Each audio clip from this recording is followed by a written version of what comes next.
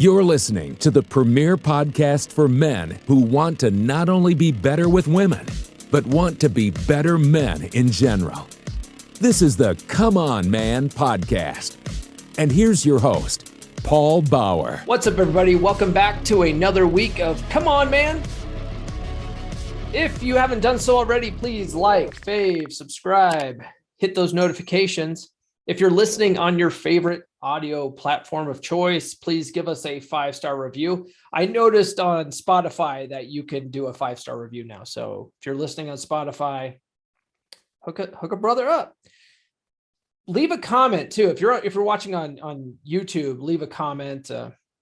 All this stuff boosts me in the algorithm and gets me in front of more men. So if you find my content helpful and you think more men should listen, this is how you can best help out the show at no cost to you.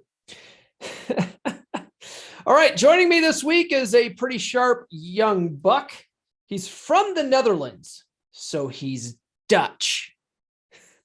You may have seen him on the occasional Rule Zero episode as a panelist. If you've ever listened to a Troy Francis audiobook, you'll recognize his voice as well.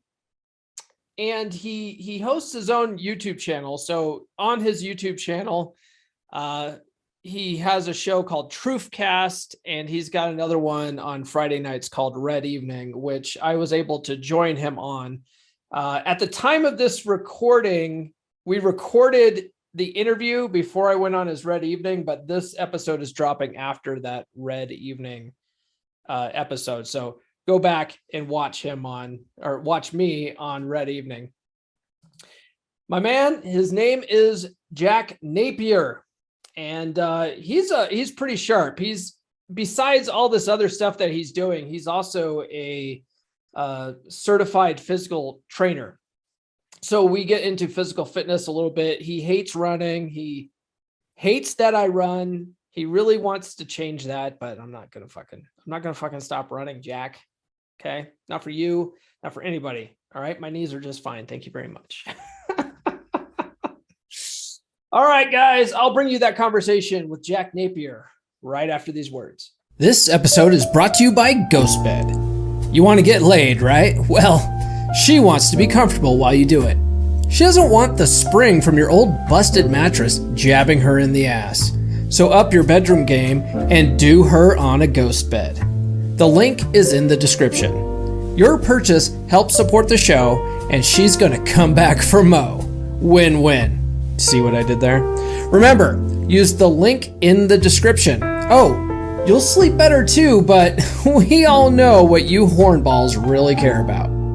Do her on a GhostBed. All right, joining me this week is a pretty sharp young buck from the Netherlands. You may have seen him on the occasional Rule Zero episode as a panelist. If you have listened to Troy Francis's audiobooks, you might recognize his voice. Not to mention he hosts Red Evening and the TROOF. It's Jack Napier. What's going on, man? Not much, Paul. Thank you very much for having me. Delighted to be here. Yeah. You know, I just want to say that's a nice beanie you have there. Did you get yours with your copy of the Rational Mail? Unfortunately, no. I always hope to get a signed beanie one day. It's like it really has become a manosphere thing where it's like, yeah, gotta have the beanie, man. I've been wearing beanies for a couple of years now, and I just think it's hilarious that it seems like every guy in the space wears a beanie, and I'm like, well, I got to fit in somehow. So it's our secret clothing thing that when you see us walking down the street and you're like, oh my God, he has a beanie. Does he know? And then you look at each other. It's like, it's like we're multiplying, man. Yeah, the knowledge is spreading. You unplugged? You unplugged, bro? Yeah. You unplugged, bro? And by the way, we keep hammering on that it's not a cult. And here I am telling you all the secrets about, well, clothing and things like that. Yeah, well, they don't know the secret handshake. So that is true. That is true. So first things first, there are only two things I can't stand in this world. One is intolerance of other people's cultures, and the Dutch. I've been wanting to say that for years. Okay, what did we do this time? Yeah, you've seen Austin Powers, right? That's an awesome Yeah. translation. Yeah. Oh man, I hate the American representation of the Dutch. I completely hate it. First of all, like Goldfinger or no Goldmember, right? Goldfinger is the It was bartender. Gold Member, yeah. Yeah, and then you have Michael Bay's portrayal of the Dutch in Transformers. It's either 2 or 3 where he has a character named Hans, and somebody goes, "Yeah, he's Dutch," and he proceeds to speak German. It's like, dude, really? You stem from us. Like, we are your forefathers, and you shit on your heritage like this. Because it's true, by the way. Like, a lot of founders were Dutch or something like that. The Brits and the Dutch. Like, a lot of Dutch colonies started in the new country now called America. Fair enough. We used to own New York. We sold it for like $2 or something like that, 25 cents. It's a bit of a weird story, and I don't know the details, but it's something like that. And I heard that New York was originally purchased from the natives for some wampum, like some beads and shit. Man, that used to get you somewhere, man. Inflation is a bitch. Now they have the Bitcoin. Is that what you guys call it? Have you been listening to Rob? Yeah. I can't buy my booze with my Bitcoin, Jack. Need to get my booze. How the hell am I supposed to purchase that with Bitcoin? That is the best impression I can make out of Rob. American accent is the only one I can do. I was asked to do an audiobook, like, but can you do an American accent? I'm like, I Americans, man. It's like, no. I mean, your accent's not very thick though, so I don't think you necessarily need to do an American accent when you're doing audiobooks. Yeah, I know. I mean, the actual Dutch accent in English is way worse. Look up Louis van Gaal, Gaal. That is the standard Dutch accent in English. Or, God, what's his name? Our former prime minister, Balkenende. Those two had a horrible, thick Dutch accent. And for some odd reason, every time I speak English, this comes out. It's like, how did you get the accent? I'm like, I don't know. I just started talking English, and this is what came of it. Yeah. Well, you speak English very well. Thank you. You're welcome. So I first actually heard about you after I saw various tweets from some of the other Rule Zero guys. And that was right after I reached out to Rollo to ask him to come on the show. And then when I had Cappy on, he specifically mentioned you in that interview. And you narrated Troy Francis's audiobooks. I mean, how did a young guy from the Netherlands get involved with those guys? Oh, that's a pretty interesting story, which goes way back to the podcast that shall not be named. Why shall it not be named? Yeah, the show that shall not be named. A long time ago from some guy who's in Orlando and now has decided to shit all over the space. Yes. Where it's like, oh, yeah. But I was in that chat in the beginning, and people were asking about books, and I had read like so much because I've always been interested in like human behavior and things like that. I have a minor in psychology and philosophy and things like that, and I was always interested with it. Mm-hmm. And people kept talking about books and which one to read and things like that. I'm like, well, I can pretty much answer that for you. And okay, so there is a want for that in this space. So I just made a YouTube video reviewing the 48 Laws of Power and how one can apply it to real life. Okay. And I had been talking to Ryan every now and then in the DMs, and I was like, well, you know what? I've got an idea, and I'm probably like putting it online in January. But back then it was anon and things like that, because it's kind of the thing you have to ask yourself, like, do I want to have my face out there? Don't I want it? It is a bit of controversial theory, so let's not do it. So that was an hour-long rambling of me just discussing the 48 Laws of Power, and I uploaded it, and Ryan watched it, and he retweeted that, he put it out there, and that's kind of how it started. Okay. And then I asked John from Modern Life Dating, hey, I heard you mention The Art of Seduction by Robert Greene. Do you want to do a review together? He's like, yeah, sure. The first recording didn't go as planned, which is a very funny story, but I'll save that for a different day. Okay. And we did a second one. And at the end, John looked at me. He's like, kid, have you thought of narrating? I'm like, no, why? He's like, you got a good voice. Try it out. See what happens. Uh-huh. I'm like, oh, I've never thought of that actually. Like I had compliments before in my English from teachers and things like that, but I never figured narrating.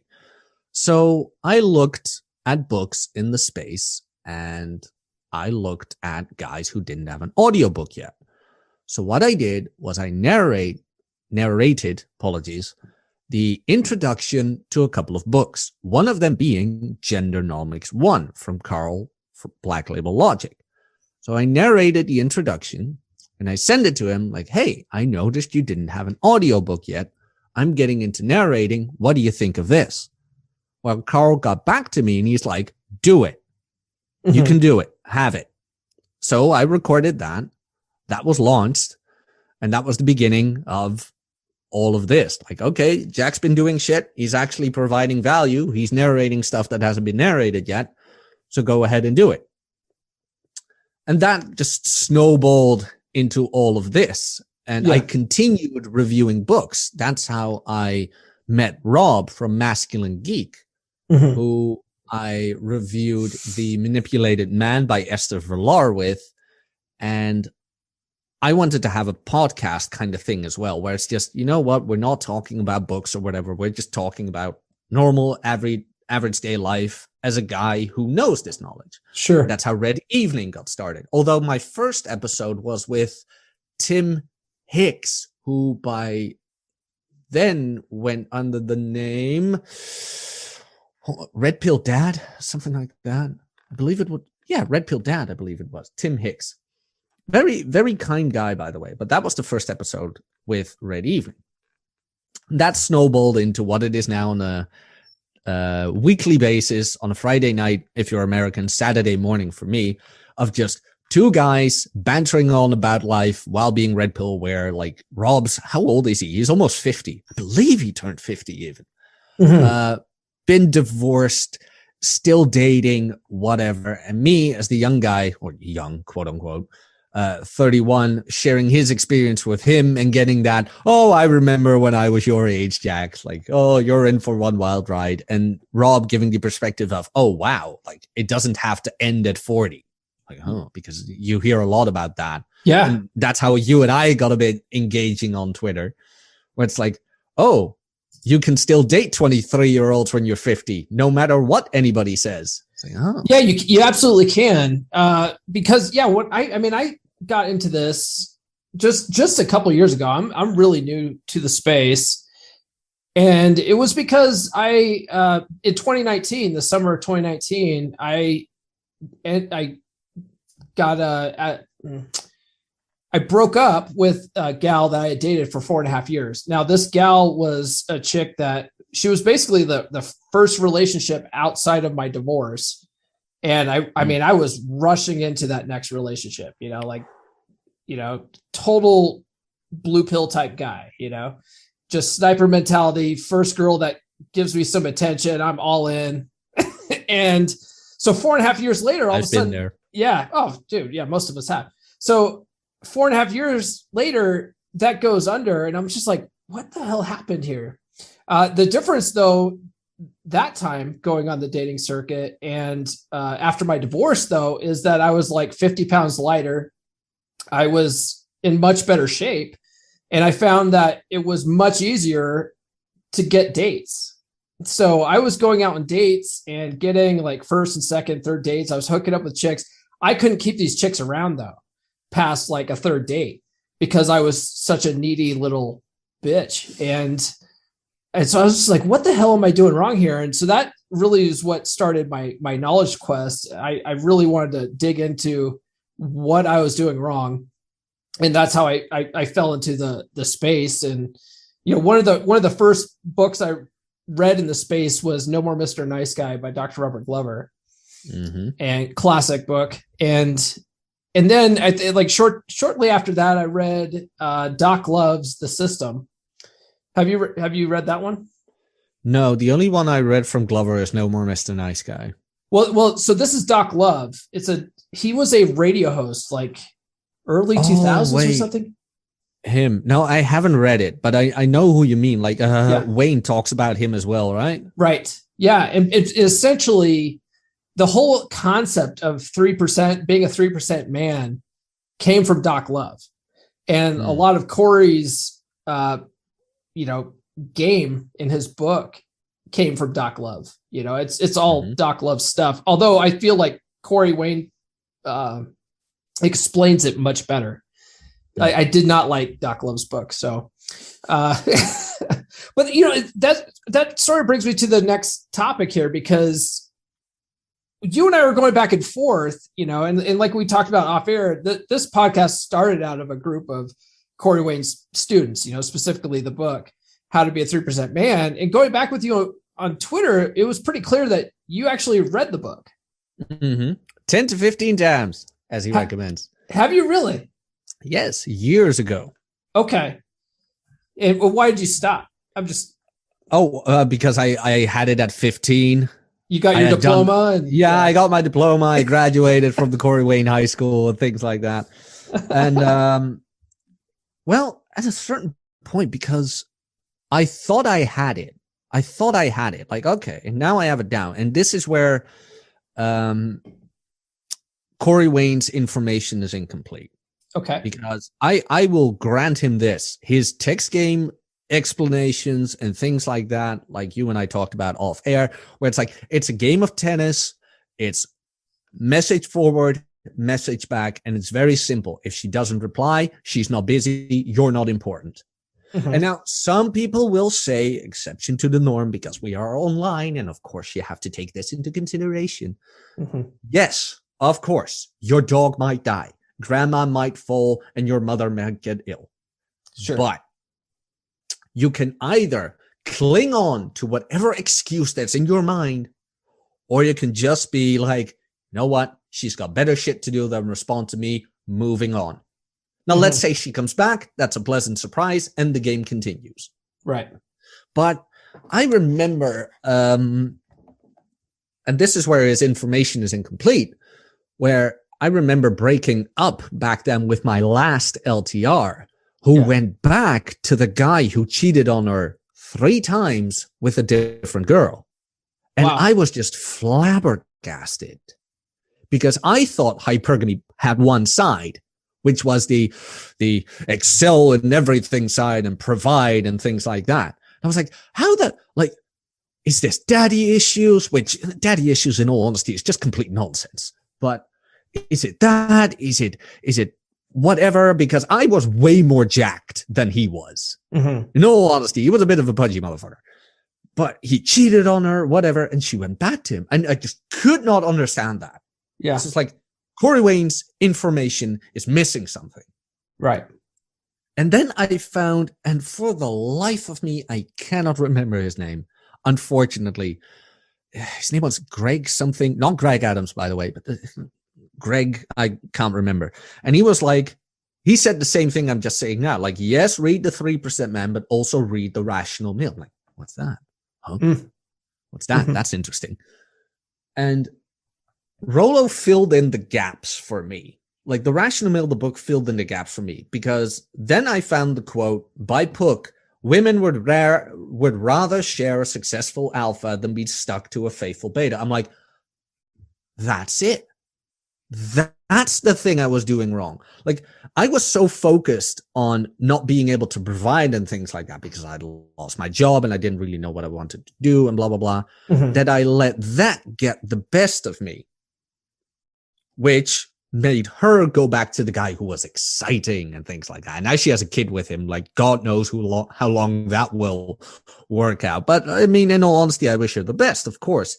Yeah. But that's when I knew, like, I've been focusing on the wrong things. Right. So, but that's something Wayne never talks about, because Wayne's very good in like the game aspect of like back and forth, blah, blah, blah, blah, blah, and focusing on becoming a better man and becoming a better provider. But he rarely talks about the excitement part. Mm-hmm. That's where Rollo kind of comes in, like, yeah, all's fine and dandy, be a better provider and be a good plow horse. But tell me this then, why do girls go home with the broke drummer who's homeless? And why did they go home with Tyrone? Why did they go home with the drug dealer? Well, and that's how he explained hypergamy, that it has two sides, mm-hmm. the provision side and the excitement side. Right. And I was like, oh, so that's why I was able to get girls in my like goth emo years being a drummer and things like that. Now, sure. It weren't like dozens or whatever, but I was able to get girls. But then I was like, oh, so that's why that worked. But I was so heavily focused on, no, I need to provide and things like that. But when I read Rollo's work, it was kind of like, wow, I don't really have to focus on that now, do I? Just for myself, like what I want out of life, not because somebody would calculate my value compared to their own because of it. It's like, oh, okay, now things are getting interesting. Yeah. That's sort of one of the things I didn't really put like Rollo's work or Rich's work. I think like Rich has been more of an influence on me than Rollo specifically, but I didn't really put the red pill stuff ideas into motion until a little further on. But I did realize that certain things weren't working, right? And so I always talk about like my holy trinity, and I found that stuff in Atomic Attraction. Have you read that?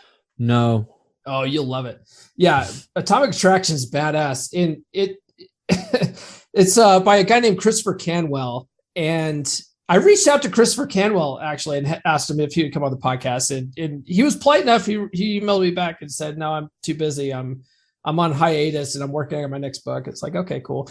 But his book is really good. And some things that I found worked better is he talks about how taking like the strongest action possible is what women really respond to. And there's things in Corey's book, like the takeaway, right? Like if they flake on you and you do the takeaway, I found like, it's just, that stuff doesn't really work that great. Like you need to sort of have a stronger response. And I found that Christopher Canwell's methods work better for stuff like that. And what's his method? I mean, his stuff is basically like, if she flakes on you and doesn't give you like an alternative solution or an alternative time to meet up, to just not even fucking respond. I agree with that fully. Don't. Yeah. Don't do the takeaway where it's like, oh, okay, no problem. Perhaps some other time, and whatever. Mm-hmm. Fucking, it's just, you don't fucking respond to that. It doesn't, because she doesn't respect you enough mm-hmm. to give you at least another time, Mm-hmm. Well, exactly. And the best response to that is no response. Speak without speaking. Like, right. Okay, if you're going to flake on me, then bye. But you don't say that. Right. And we've all been there. I mean, I've made the mistake that I'm saying I'm leaving. No, don't do it. Acta non verba. Just leave. Yeah. I've had instances where the takeaway worked. Absolutely. Sure. But in general, as time went on, I don't know what it is. Maybe it's social media, whatever. But I just learned as time went on, no response is just better. Mm-hmm. Because yes, you might lose some, but you can all, at least you're not focusing on something that doesn't reciprocate. Sure. Like, what would you rather have? Somebody, and I've had this discussion about second dates as well, where it's like, how long do I wait for texting after the second date? And I'm kind of like, you don't. If she's into you, she'll come to you. Mm-hmm. That is just how women work. I know. I mean, you have a large female audience as well. Ladies, this is not like negative or whatever. From my experience, I have concluded that women who were into me did not wait for me to get back at them, but made their will known to me. Mm-hmm. And that's why I say, if they're into you, you don't have to text them. Mm-hmm. Not because of some evil gaming manipulation method. Yeah. No, just because that has been my experience, that if women truly like me and want to be with me, I don't even have to put in effort. Right. And that's, I would say that's definitely a strong test of interest for sure. Mm-hmm. Yeah. Oh yeah, it is. Like you're not even home yet and they're already texting you like, did you get home safe? Yes. Yeah. Can I get some sleep? Easy now. Those are the best women though. In all honesty, yeah. like, why wouldn't you want a girl who's enthusiastic about you? Right.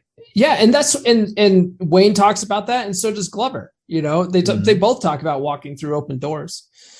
And I don't believe in maybe girls, in all honesty. Like the girls who you just have to put a little bit of more game into. No, it's not worth the effort. Yeah. Not worth the effort. It really isn't. So what other books have really influenced you? That's a good one. So you mentioned 48 Laws of Power, the Book of Pook. How do you pronounce that? I pronounce it as Pook. Pook. Okay. Book of Pook. 3% Man, clearly rational male. Mm-hmm. Bachelor Pad Economics by Clary, although my favorite of Clary is Poor Richard's Retirement. I believe maybe Sanity is the Future of Wealth is shorter than that one, but a close second would be Poor Richard's Retirement as his shortest book, which goes more into minimalism and calculating what you actually need for retirement and things like that. Just the financial side of everything. Yeah. Kind of. But 48 Laws of Power really was my real red pilling, sort of say, as in red pilling about society as a whole, that no, people don't care how hard you work. People don't care about how good you're at something. People care about how you make them feel. Mm-hmm. That to me was more of a red pilling than Rollo's work ever was. Mm-hmm. Because you keep slaving away, sort of say, like making people want to like you, putting your best foot forward, putting in all the effort at work. And then you find out like the douchebag who's been slouching away gets the promotion. Mm-hmm. So 48 Laws of Power for me would like take first place. For a book, for a book about making or worrying about how people feel about you and stuff like that. What about how to win friends and influence people? It's definitely not red pill. I mean, that's old school shit. No, but I mean, how to. Have you read it? I have actually, but there's only one problem I have with that book. Okay. Is that probably nobody else has read it. And what I mean by that is that book teaches you to like catch flies with honey, not with acid, always use people's name, things like that. But what I found through the years is that the more socially capable I became, the more I found how completely socially artistic, as Ryan likes to say it, people are. Because not many people are actually genuinely socially capable, is what I found. People rarely ask you about you. People rarely say your name. People often talk about themselves, what they have, what they feel, what they want, and they rarely ask anything about you. Yeah. So you are there, like developing yourself, learning social skills, things like that, only to be thrown into a world where everybody just cares about them alone. You know, found. Oh, no, go ahead. Oh, I was going to say that that's one of the things that I sort of thought was interesting when I was, reading Rollo's work, right? About like women are solipsistic. And I'm like, I feel like everybody's that way. They sort of only see the world within their own little purview and they only give a shit about themselves. Like everyone's like that. For a majority. But I mean, most men these days are raised as defective women. And true. Yeah. The more you interact, let's say like in offices or whatever, the more you see that how feminine men have become. Yes. And I can't even watch TV anymore. Oh no, absolutely not. Like it sounds very negative, but ladies, what I mean by that is a feminine man is pretty awful to deal with. especially at work. Like the backstabbing and the going behind your back kind of thing. And that's female tactics of war, so to say. If you've read The Art of Seduction, you know exactly what I mean, like how Cleopatra actually became the queen of Egypt. But having that kind of passive aggressive method of working with each other in the workspace is it's just horrible. And like you said, like on Netflix and things like that, most guys there are just pansies, where it's like emotional, not being able to actually, well, not even being capable anymore. Most men portrayed in media are just incapable. But Jack, incapable of what? Anything. Yeah. Just incapable of anything. You cannot rely on them. They're blundering fools, and they're just the butts of jokes. And they need women to lead the situation because women are the only ones that have the right answers and shit. It's bullshit. How was that for you, actually? Apologies for me not asking, but how did this all start for you? Like getting to Wayne, to Doc Love, things like that, wanting to do this podcast? Yeah, it really just came down to I couldn't keep chicks around past the third date. And so I went on this knowledge quest, and bless her heart, the gal that I broke up with, that I was with for 4.5 years, she really got me into audiobooks. She was really big into self-help books and stuff. And before I met her, I would listen to podcasts, but otherwise the only books I'd ever read were novels. I never even considered reading a self-help book. And so when she introduced me, I think the first book that she sort of introduced me to was Total Money Makeover by Dave Ramsey. And I listened to that book and I was like, this is completely life-changing, completely changed my finances around that book. And so when we broke up, I was like, I could download all these books and probably learn this stuff, like learn what the fuck I'm doing wrong. And I got into that, got into a bunch of these books, got into Corey Wayne. I found the 3% Man group on Facebook. And that group is a real exclusive group of guys who are like serious about Corey Wayne's work. And it's funny because we've mentioned Rule Zero, and Rule Zero. There's a Rule Zero group on Facebook, and I don't know if you've been on that group lately. I haven't been on the group lately, but I was in it a couple of years ago. I haven't been on Facebook in years. I despise that platform. Yeah, it's trash. But the Rule Zero Facebook group is just, I hate to say it, because I really like all the guys in Rule Zero. I learn a lot from those guys, but the group itself, and I think those guys basically put it on autopilot anyway, but it is a cesspool of like women hating, black pill, nihilistic guys. And it's just memes and shit like that. And it's just negative. Right. And so the 3% Man group, they won't allow any of that in there. And if you're not, if you're just going in there and like sucking value out of the group, if you haven't read the book, like they get rid of those people quick, and they want guys that are not just in there to, take. So they'll go in there and say, hey, this is a text interaction I had, right? And they'll get critiques in there. If they're just doing that all the time and they're not giving back to the group, like, doing date updates and sharing notes or whatever, like they get kicked out of the group, because it's like, we're here to help each other, build each other up, sort of thing. So I got into that group. I was really active in it. Every like date I went on, at the end of the date, I would, do a video and say, this went well, this didn't go well. This book, these concepts in this book worked. And, so-and-so from the page said this, and I tried that and it worked great, stuff like that. And finally they made me an admin in the group. And I was just constantly interacting with everyone in there. And I just was like, I should do a podcast about this and talk to the guys in the group. So that's how this started. Nice. Men swapping notes. Yeah. That's what all of this is really based on. Like just men sharing interactions when there's in public, not really a space anymore for men to share interactions. Like right. I don't know if you've ever encountered this, but I have my closest friend and I we've been in the trenches, as we say. Mm-hmm. And him and I cannot sit together on a social occasion because him and I are the only ones who've experienced certain things that when uttered aloud would get like nuked out of orbit.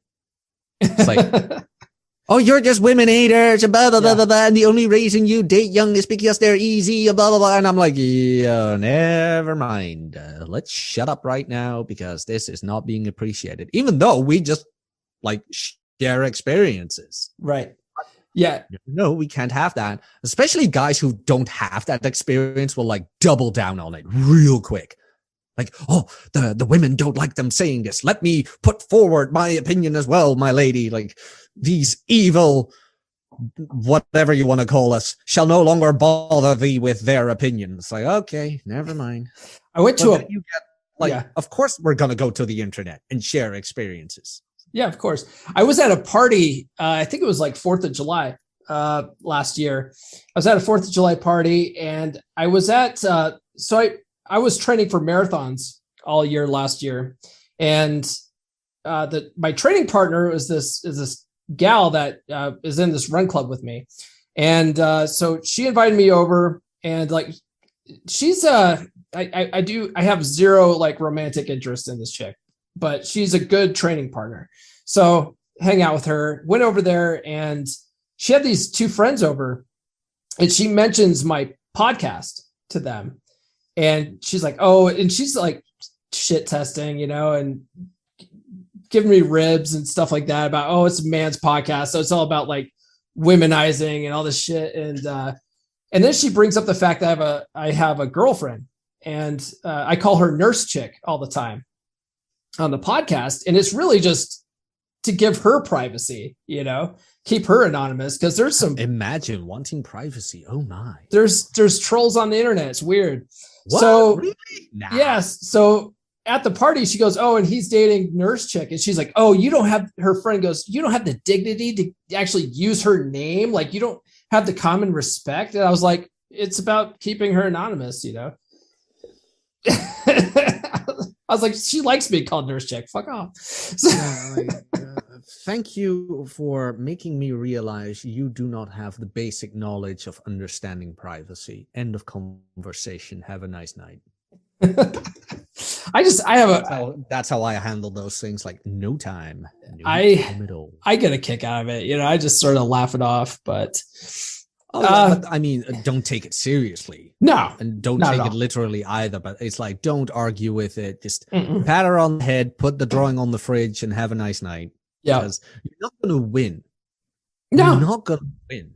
And I mean, I had to learn this too. I really had to learn this because I make the stupid mistake of every now and then arguing with anybody about something, but that really is an ego thing. And like, every time you argue with somebody, just ask yourself, what is it you want to do? Do you want to prove you're right, or do you want to prove them wrong, or whatever? Well, The thing is, if you are right, then why try to convince them? Like, it's your life you want to improve, right? So just apply the knowledge you think is right and see what happens. Yeah. Yeah. One thing I used to do, and my original TikTok account got banned.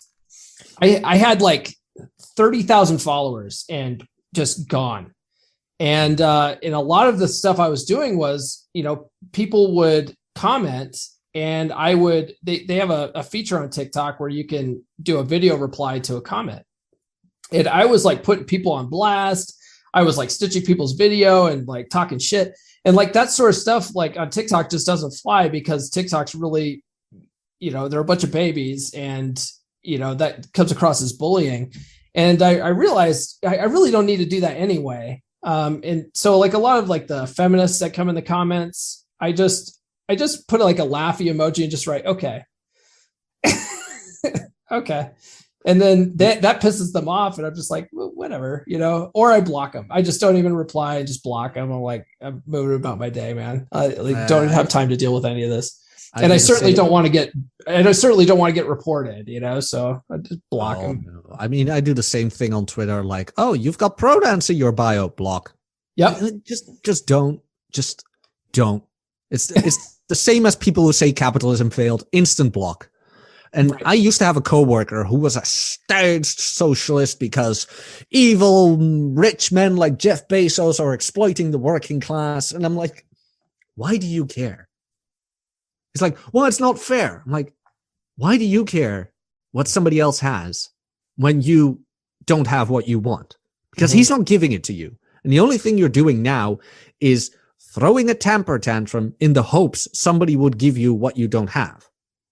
I'm like, maybe capitalism has its flaws, but following that philosophy has given me better results than following the philosophy of socialism. Therefore, I'd rather lean that way. But the only thing they kept saying is, well, it's unfair. I'm like, who the hell cares that it's unfair? I can't change it. Nobody will change it. So why not focus on me instead? They couldn't comprehend it. I'm like, I'm done. Never mind. Yeah. Because these people will go through the ends of the earth to try and make everything equal. They will tear the muscle off your body if it means they can get the same muscle definition as you if they could let the government take it away. They would. And my equality. No, thank you. I would rather put in my own work. I might never be as rich as Jeff Bezos or whoever, but at least following these principles, I will be better off than where I were. Yeah. That was my tangent. That's your anti-socialism rant for the... Well, no, it's not per se anti-socialism. It's anti everything that wants to argue because you're not going to convince them anyway. It's not going to happen. Yeah. I was really raised in a very political family. My parents are still very political. And we used to watch politics on TV like most families watch football. And oh God. And I finally realized like there's really no point to this. It's just making my life negative. And I totally removed myself from it. And I've had a lot of peace of mind. It's really great. When I go to my parents' house, they try to drag me back into it. And I'm just like, okay. And then don't argue with them. Don't just go, okay, great. My father always told me, he's like, whether I vote right or whether I vote left, I'm going to have to pay anyway. So who cares? And I always thought that was very nihilistic of him. But as I grew older, I'm kind of like, yeah, God damn it, the old man was right. But of course, I never tell him. Yeah, of course not. Of course not. So getting back to books and stuff. So we went back and forth about older men dating younger women. And I said that I really don't like women in their 20s because of the generational gap and lack of connection. And you said that's a bit of a cope. So first of all, how dare you? And then I had Rich Cooper on the other day, and he told me that I should date those women and not worry about the connection and hang out with my boys for the connection. And so I'm just like, why are you guys all hating on my dirty 30-year-olds? I mean, seriously, strictly speaking, talking hormones, these women are horny as fuck, man. Like, come on.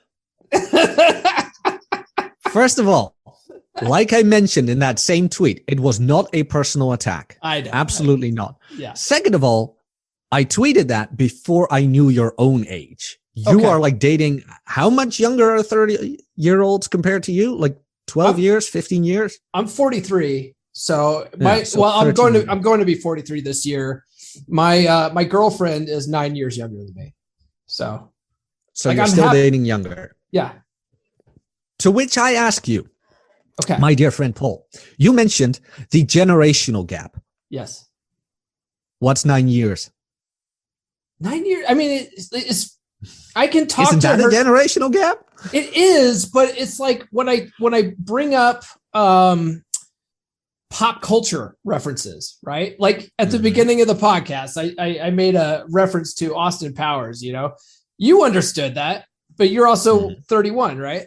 I talk to I went on dates with chicks like that are 25 and stuff, and you make a reference like that, they're just like, huh? But you make a Doja Cat reference, oh, they're all over that. It's like, it's just, I don't know. I just never felt a connection with those chicks, So okay, just the connection over like the reference thing. I kind of get what you mean, but yeah, what I meant with I find the phrase like I don't feel a generational connection a bit of a cope, and here's why. Okay, in my experience, most guys who say that have not been able to date that much younger, or haven't been able to date 23-year-olds at all.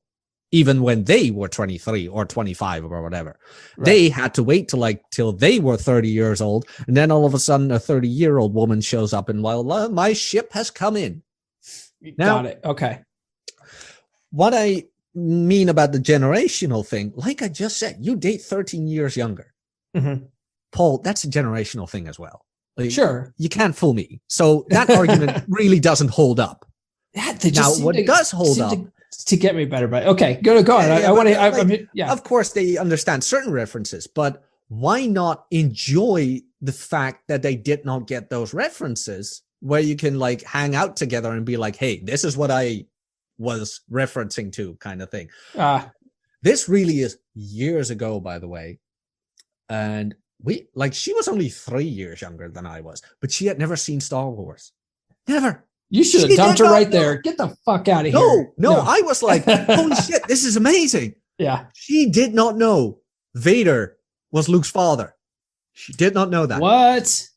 We watched Empire Strikes Back, and I got her reaction on tape back then. She was completely shocked. I was like, I love that moment, to see somebody not knowing that, even though it was such a well-known thing. That was just amazing. So I'm kind of like, screw that she doesn't understand the cultural references. Enjoy the fact that she doesn't understand them. Okay. Yeah. That would have been I can see that. But that's a thing of like, why bother with the cultural thing, blah, blah, blah. But in general, the whole thing of dating younger is a bit of a stigma. And that's kind of what I mean with the cope part. Got it. Yeah. That girl, when I was dating her, it was a shock to me that I could date 3 years younger. Yeah. And I was so worried about what people would say. Mind you, back then I was like 21, 22. She was 18, 19. But to me, that was like a shock. Like, she's 3 years younger. What will people say about that? Blah, blah, blah, blah, blah. Meanwhile, as I got older, they kind of stayed the same age. Yeah. All right. Yeah. But so like, I don't know how it is in the Netherlands. It's probably the same, I would imagine, but there's this rule of thumb out here, and I feel like women made this rule of thumb. And I feel like it was older women that made this rule of thumb, but it's supposed to be half your age plus 7. Yeah, I heard about that. But I really feel like that's just so, and they say, oh, that's so you don't appear creepy, like you're not dating too young. And I feel like that's got to be older women putting that bullshit out there. And that's kind of what I meant with the cope part. Again, it was nothing personal. It was not a personal attack. Look at the social, what's that called again? Social, what's the word? Social imperatives? Is that the word I'm looking for? The social stigma around that, where it's like, oh, you're just dating younger because they're easier. There is nothing harder than dating younger women because of the attention they're getting. Yeah. It's just, that is not easy. That is certainly, your game has to be on point. Mind you, my game is not always on point. I will be very honest with that. I make mistakes, but you will be punished way harder when you're dating in their peak, so to say. Second, when I hear guys like shout the narratives back to me, I'm kind of like, you want to appease either the older women or you just can get with the younger ones. Therefore, you know what? They have to be dumber. They have to be more unexperienced, blah, blah, blah, blah, blah, blah, blah, blah, blah, for you to stand a chance. That's what I'm looking at, because the guys who told me personally that, oh, I don't want to date younger because they're so dumb and naive. They call me the misogynist, by the way, like they themselves calling younger women dumb and naive. Okay. But I'm the misogynist. Okay. They couldn't get with them. Mm-hmm.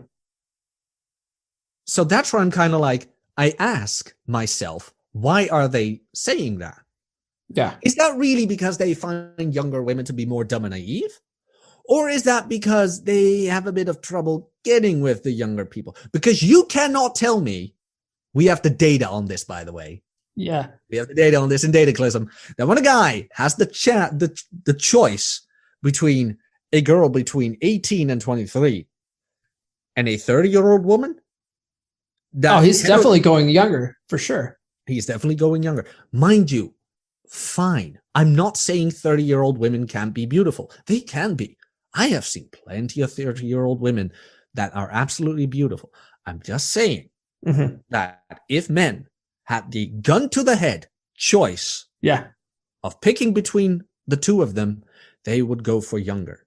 Yeah. And they don't care really about like the cultural difference or the generational differences. Because even if you're 50 and you can date a 30-year-old, you're going to have differences. There is going to be like a generational difference.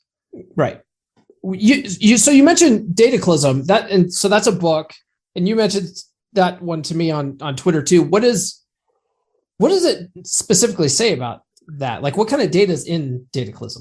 Dataclysm is the gathered metadata of choices people make on dating apps.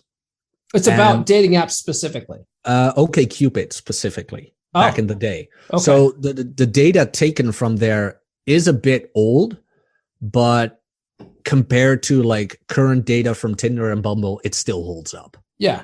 And what they found was that through the years of a man's lifetime, his preference stays around, and I think I have that here somewhere, stays around like 22, 21. And there's this weird outlier that when a man turns 45, all of a sudden he's interested in 24-year-olds. Like, oh my God, you freak. Yeah. You put that on it. You put that on a Twitter. Yeah. You're like, look at this weirdo. Indeed. Like, ew, what's next? He likes feet? Ugh. 24. That's way too old, man. It's funny, but you mentioned the Dataclysm, and I'm listening to Evolution of Desire right now. And because Paul Benjamin was on the podcast and he recommended it. And I think Rollo talks about it a lot too. I know Rich talks about it. So, but that book says that too. Like throughout evolutionary history, men have looked at younger women, and they talked about this tribe, and they asked the tribesmen, how do you know, what do you look for in a woman, basically? And the guy essentially says, we look for a woman when she's ripe. And what that meant is a younger gal that's like late teens and, that hasn't had kids yet. They consider them ripe. And they don't, like women that have already had children, they don't want anything to do with them. Well, and that's where the social conventions come in. Again, mind you, this is neither positive nor negative. Let me just say it's just data. It just is. Ladies, I'm not shitting on you, whatever. Guys who are into like 30-year-old women, I'm not shitting on you either. Just saying, bare bone basics. If you ask a man gun to the head, he will probably go for the younger one. But let's say the PUAs who do day game, they don't know a girl's age. Like automatically they're drawn to the younger women. Yeah. Now, in modern day, and if you've been on Tinder and you're a good looking guy and you have been with the younger ones, you can kind of calculate some things through to when she's 30. Multiply certain things. And then I ask you again, would you really want to date a 30-year-old? Now, some guys would, things like that, whatever. Not all women are like that. I know. Generalizations. Yeah. But like, I've been that guy who's had a match at like 8:30 p.m. on a Friday night, and 9:30 p.m. things were happening. Sure. But then she was like 21. Well, why are you still single at 30? Things like that. You probably already had kids. Maybe you've been divorced, you name it, whatever. This is not a bad thing. Life happens to you, of course. But let's say you're a guy and you can get with younger. He probably is going to choose for the girl who doesn't have that baggage. Yeah. If he can, if it's possible. Now then comes what makes a guy possible to get there. And to put it bluntly, then you get to the physical aspect. Like most guys in their 40s, even in their 30s, are not in shape. That's fucking true. That's one of the reasons why I feel like I did pretty well on the dating circuit in my area, because if you turn the tables and look at the competition out here, there are some corn-fed fucking dudes out here that just, they're beer guzzling. They don't work out, and they're all like at least 50 pounds overweight.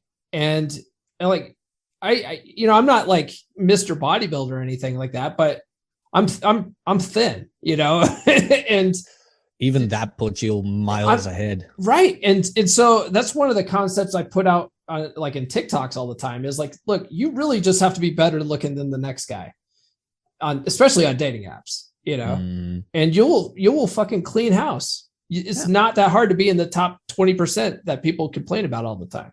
Oh, no, it isn't. Like, I have a part-time job every now and then. Side hustle. Like, a job has become my side hustle. By God, man. Talk about success. But last week I was there and they were like, guess our age. I was like guessing like mid 30s, early 40s. And they were like, I'm 24. I'm like, wow. Double chin, balding, really? crow's feet. In Europe too? I thought that was just a problem in America. No, it's here as well. And they were like, how old are you? I'm like, 31. It's like, what? I'm like, yeah. Oops. I don't want to bag on like guys like that too much, because like I said, when I got divorced, I was 50 pounds overweight and I was struggling on the dating circuit. I mean, I was floundering. But you know what? Women care about your personality. It's not about looks. Not on dating apps. It is 100% about looks.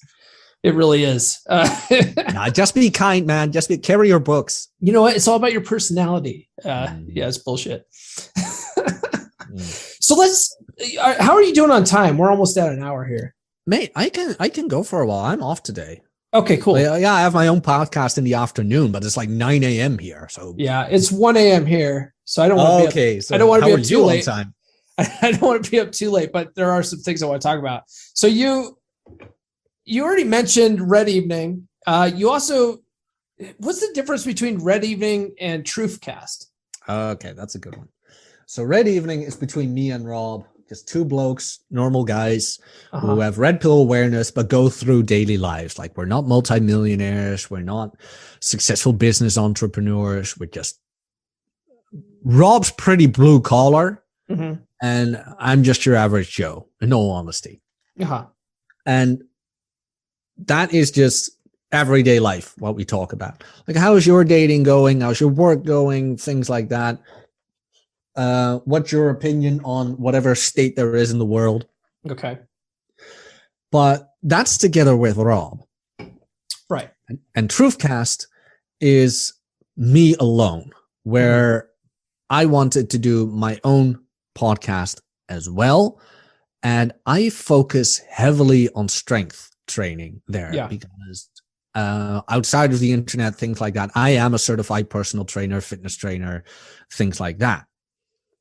And as with the books thing, I noticed a lot of guys have very simple, basic questions about strength training. And I was like, I can answer that. Yeah. That's not that hard. So even though TROOFcast at first started like a bit of my own personal expression on things every now and then on dating, I was like, that just kept coming back. So I diverged a bit from the dating thing and went more to strength training, which really is my area of expertise. And I just freaking love it. I used to do amateur powerlifting. I have a training partner. Like the whole vibe that goes on within powerlifting is just amazing. Yeah. And well, that's what it kind of became. So twice a week, I do the TROOF thing, and I just go to the basics of strength training. Because a lot of guys go to the gym, which kudos on you that you're going, but they have no idea what they're doing. It's like, oh, I'm training arms, right? Yeah, but you're not being consistent with it. Yeah. There's no periodization. There's no exercise prioritization. There's no progressive overload. No, nothing. Right. So yes, you're going to the gym and you're performing things, but there's no real. Yeah, the pieces of the puzzle are everywhere. I see like video clips on the internet of people going to like Planet Fitness and just like not knowing how to use the equipment, just being retarded with the equipment. And it just blows my mind because I mean, in high school, I had to take weight training, I heard about that. You Yanks have that. That's pretty awesome. Yeah. So like that was an option to take. I could take that or just standard gym class. And I was like, I'd much rather take weight training class. So like we learned how to lift. We learned how all the different equipment worked. We learned how to keep a log book and, set, basically a training regimen. I did notice that on one of your episodes, you do a lot of 5x5s. For beginners, yes. Okay. Why I do that? Because starting strength is just perfect for beginners. Yeah. It has progressive overload. It has exercise prioritization, linear progress, which kind of is progressive overload. It has compound over isolation, and it's just the basic movements, which covers everything. Yeah. It just covers everything so well. And a lot of guys don't know it. And I'm not going to sit here and pretend like I am the inventor of this amazing stuff. No, this is starting strength. It has been around for longer than I have existed. Yeah. And here is me introducing it to you. But then guys go like, okay, I did my squats, bench, and deadlifts. And then you look at their squats, benches, and deadlifts, and they're quarter rep squats, quarter rep deadlifts, or just bent over deadlifts where it's like their form looks like a shitting dog. Yeah. And half rep bench presses. That's kind of where I come in. It's like, no, this is how you perform them. I even have that free course when you get on my mailing list, the exercise performance course, where I just go through how you perform them and why does starting strength work, things like that. Got it. And then later on, you get to okay, I'm stagnating with my 5x5s. Okay, let's see why that is. Because a lot of guys come to me and they're like, oh, my bench sucks. What do I need to do? Well, you want to jump to the conclusion of you're probably not benching right or you're benching too few or whatever. No, take a step back. How's your sleep? How's your diet? How's your stress outside of the gym? These basic things people don't take into consideration because your sleep and your diet are your fundamentals. If those things are not in order, then whatever pre-workout or supplement or accessory exercise you do won't help if that isn't in order. And that's kind of where I come in with the TROOF, where it's like, no, you got to get back to the basics, because I get that question all the time. Like, what supplements do I need to take? Mate, I don't know, because I don't know your diet. I don't know your blood work. I don't know these things. Yeah. I can get you back to the basics before you get on with all these supplements or whatever. How's your sleep? How's your diet? How's your water intake, for Christ's sake? A lot of people haven't got that in order even. Yeah. Like I'm not able to lose weight. Back to the basics. How's your diet? And this is something a lot of people trip over. Their liquid calorie intake.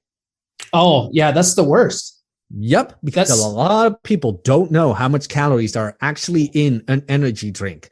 Those horrible fruit juices, but it's healthy, right? It's fruit. Meanwhile, you look at the pure sugar. It's pure bingo. Sugar. Yeah. A lot of people don't know that. They think they're healthy, but they're not. Oh man. Yeah. Cause I'm a big fan of just counting calories. I lost all my weight counting calories. And if you just do that simple task, you start realizing what's in everything and like how many calories are in everything. And it's mind boggling what's in drinks. Like like you said, like orange juice. Oh, well, orange juice is healthy, right? Vitamin C. Yeah, dude, but it's all sugar. It's all fructose. Mm-hmm. And it's got a crap load of calories. Your even your light beer has about 100 calories in it, and that adds up, especially when you're drinking a sixer at the end of a hard day, that's 600 calories right there.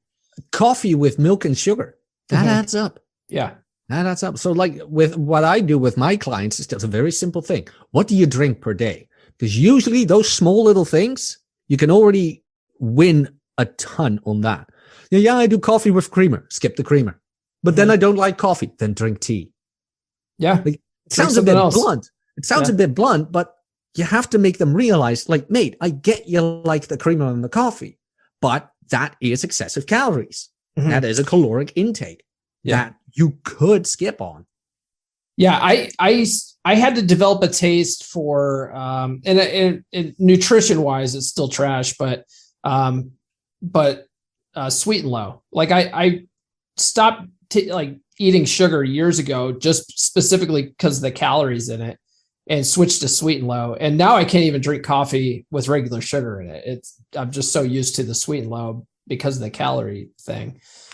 But it's not healthy for you.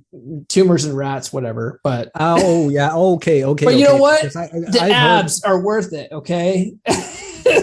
No, okay. Like I'm gonna stop you right there because I've heard about those research things like aspartame. Yeah.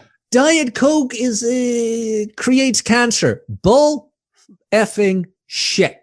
You have to drink so much of it.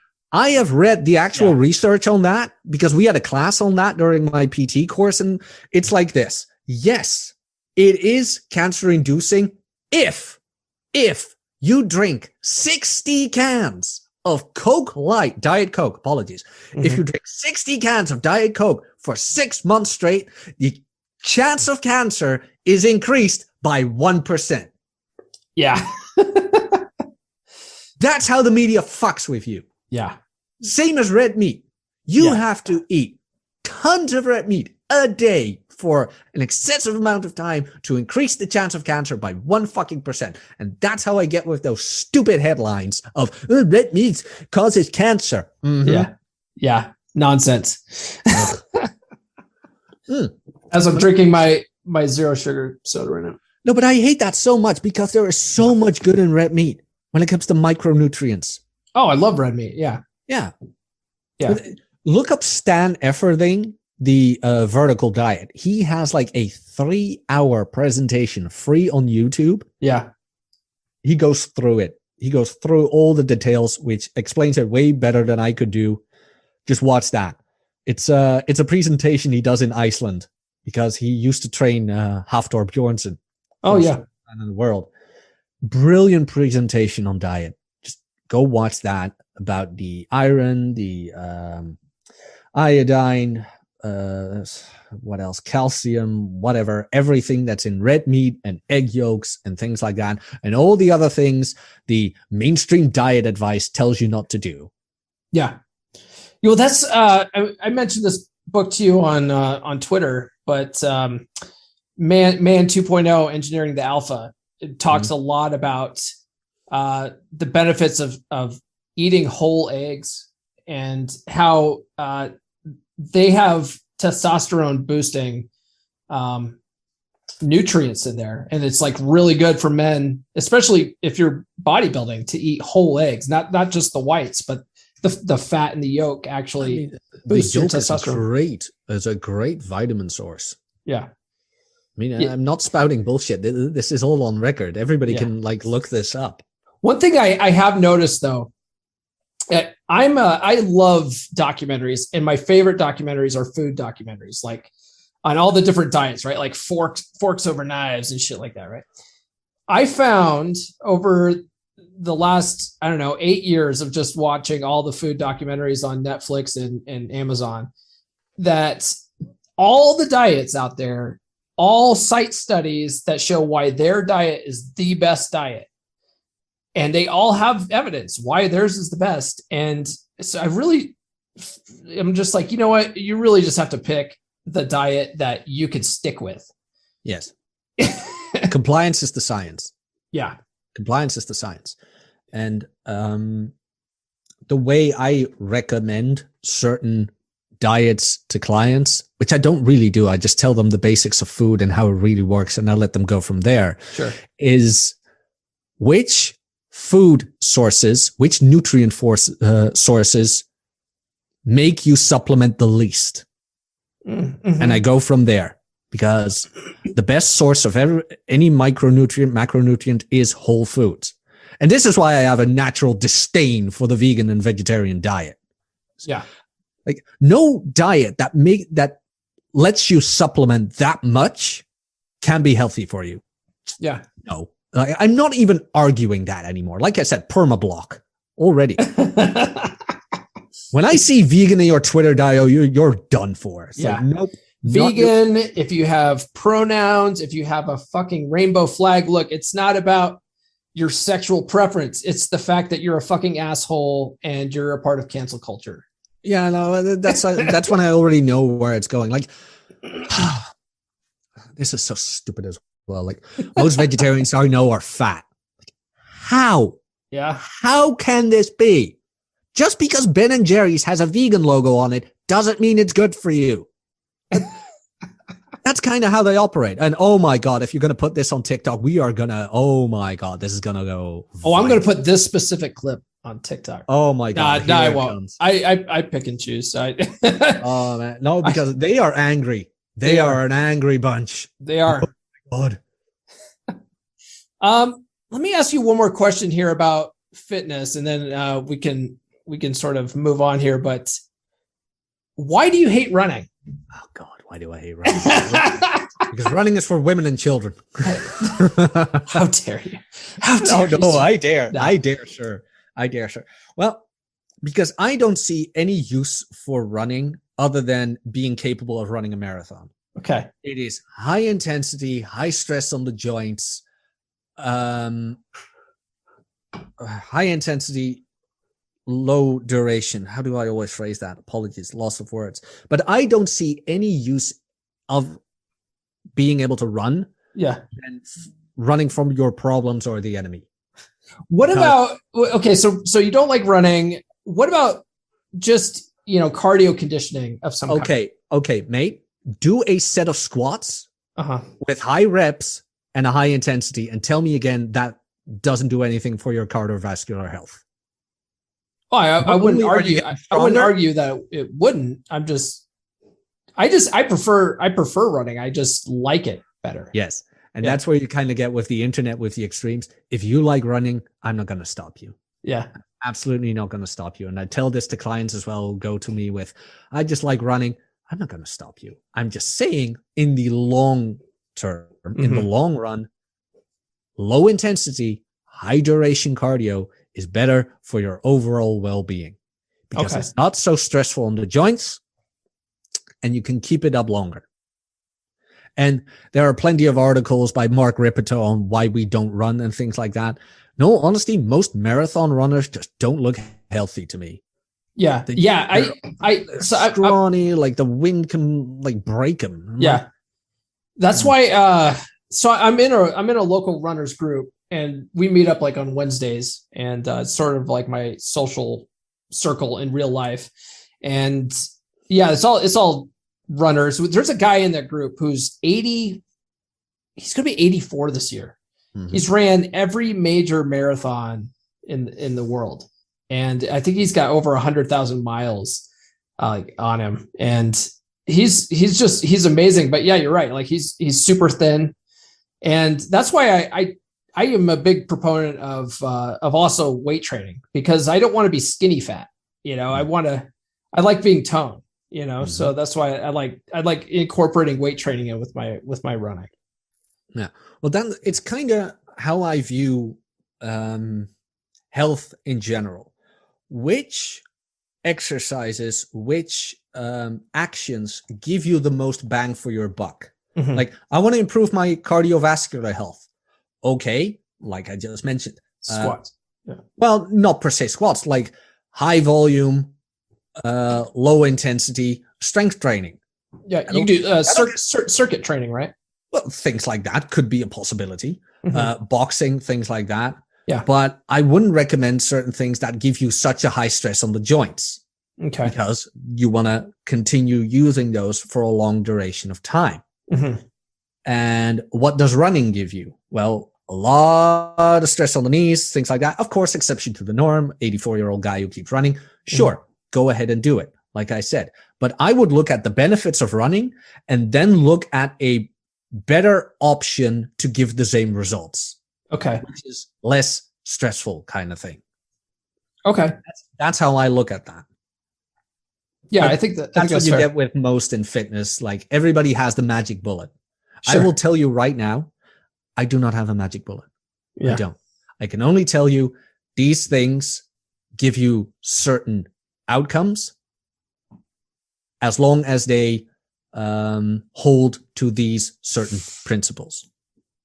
Got it. And again, I'm not a big fan of running because I don't see the return on investment on it. Okay. Also, I hate the guys who say, I do cardio. It's like, what? Yeah, you know the guys I mean? I do know. Yeah, I know. Like they're somewhere and somebody brings up that you're weight training and it's like, oh, I bench this much. Well, I could have benched that much if I wanted to, but well, I can at least run 5 miles within that short, in that amount of time. And I'm like, okay, cool. So you can run away from your problems. I'd rather stand and face them. Thank you very much. Yeah, I mean, I've had those interactions where I was like, well, I can run this fast in that amount of time. It's like, okay, cool. What do you want me to do? What? Yeah. I'm of the mindset of just like, are you getting the results you want from that? Cool. You know, what's the best training schedule? The one that you can follow. Yeah. Yeah. It goes with diet, right? Like, they all work, as long as you're consistent with it. You know, it's like, say with the exercise, if you're consistent with it, you'll probably have results. Yeah. Compliance is the science. I got that from Stan Efferding. Because you can hammer on about, no, this is the best. No, that is the best. What's best is what the client can follow. Mm-hmm. Of course, there are certain guidelines you want to uphold, like progressive overload. That is one. Yeah. The client has to keep progressing as time goes by. Exercise prioritization, like compound movements, come before isolation, things like that. But I have one client right now. He's very much into front squats. And I just ask him, like, why do you do front squats? Not because I want to change anything. Like, can you argue your position, quote unquote, argue? Can you defend your position to me in a way that makes sense? Okay. If that is a yes, I'm not going to tell him, no, back squats are better than front squats. I'm just glad he's squatting. Yeah. Thank God he's doing something. Like, fuck the details on that one. Let's say he's like, I can back squat because of my trapezius or whatever, or my shoulder is giving me guff when I do it. Yeah. So I prefer front squat. Sure. Keep on squatting in the free world, man. Do it. Some people are so focused on the details, then it's like, no, I wanted a back squat. No, you want him to squat. Mm-hmm. He's doing it, which is good. Is he progressing in squatting? Yes. Keep going. No, there's no use for this dogmatic outlook on training. Same thing as running. Of course I'm going to joke about running because I fucking hate it. But that doesn't mean that running doesn't have its benefits. Uh-huh. It has, like, the endorphin rush you're going to get. Like, people who are depressed, and I think this has been proven, people who are experiencing depression, sorry about that, when they run, it gives them a sort of stress relief.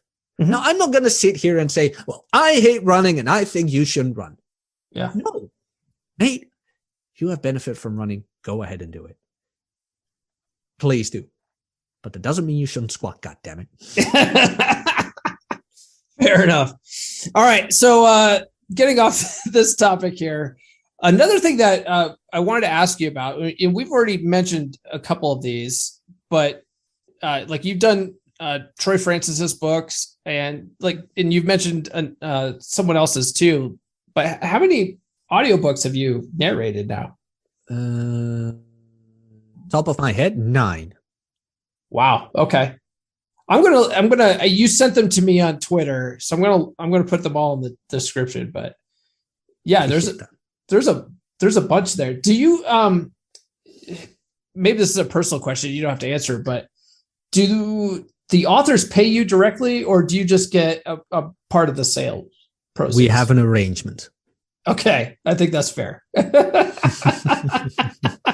I'm just curious how that works. Because I'm in the process of writing a book myself, and I'm like, do I want to hire someone to do the audio? Do I want to even attempt to do it myself? I don't even know. But no, there's a multitude of methods, and it all depends on what the author deems most. Because it can be a bit of a hassle depending on what you arrange. Yeah. Some authors want to go that route, and some authors are kind of like, no, I'm the intellectual owner. Here's your money. Now do it. So it really depends. Okay. Yeah. Curious about that. So I'm European, and when you would release it via, what's that called? Audible. Audible allows for a 50-50. Okay. Only if the narrator is an American or Brit. Really? What? Yep. Is that why like all your books that you talk about are on Gumroad? Yes. Okay. Because Amazon, like, even though I was defending Jeff Bezos at the beginning of this, Amazon is one son of a bitch when it comes to revenue. They take like 60% or something like that from an audiobook. Yeah. Nah, man. You can be the biggest platform in the world, but fuck that. That's I had the first author I had on my podcast. God, this guy named MJ Durkin, and he basically said the same thing. He's like, fuck Amazon. Like I'd much rather, go through a different publisher to self-publish and then order a bunch of copies and try to sell it myself than to try to go through Amazon, because they really screwed the authors on that. So Gumroad, got it. Yeah. It's funny too. When I had Rollo on, I hadn't even heard of Gumroad, and Rollo talked about, grifters and stuff. And he's like, oh, these guys, they go on Gumroad, they sign up for they sell Gumroad course. They got books and stuff like that. And then I saw you tweeting back and forth with everybody, and I was like, this motherfucker's got a Gumroad website. Yeah. Is he talking about Jack Napier? No, thank God he's not. At least I hope. The last time I checked, Rollo and I are on good terms. Last time I checked. But, the thing is, he's not wrong, because Gumroad is one of these platforms that's so easily accessible that it has become a meme in and of itself. Mm-hmm. Because a lot of guys are selling books on there, which are nothing more than PDF files and a pamphlet. Mm-hmm. But Rollo is right about that. Yeah. The thing is, though, Gumroad takes care of its users. Okay. They give you they only take, like, the max is, I believe, a 10% cut for using their platform. But it gets a bad rap because of the meme. But overall, Gumroad is a very good platform for its authors, users, you name it. But since it's so easily accessible, you're going to have there's a bunch of bad apples in there as well. Yeah. And that's where the meme stems from. Got it. Okay. That makes sense. All right, Jack, it is almost 1:30 in the morning, my time, so I'm going to let you go. Where can people find you online? Okay, on Twitter, it's at Jack Napier Knows, and on YouTube, you'll probably find me under the same handle. If not, just type in Jack Napier Red Evening. You'll find me there. Subscribe to the channel, like the videos, things like that. And all the other links are spread around those two platforms. So that's about it. By the way, you want to, after you stop recording, you hang out still a bit, or is it just I cut away completely? No, we can talk after this. Yeah, that's fine. That's cool. All right, Jack. Good talking to you, brother. Same. Thank you for having me, Paul. I appreciate it. Jack, thanks for joining me. Really appreciate it, brother. You're welcome back anytime. Really good conversation. I like our interactions on Twitter lately. I think those are fun.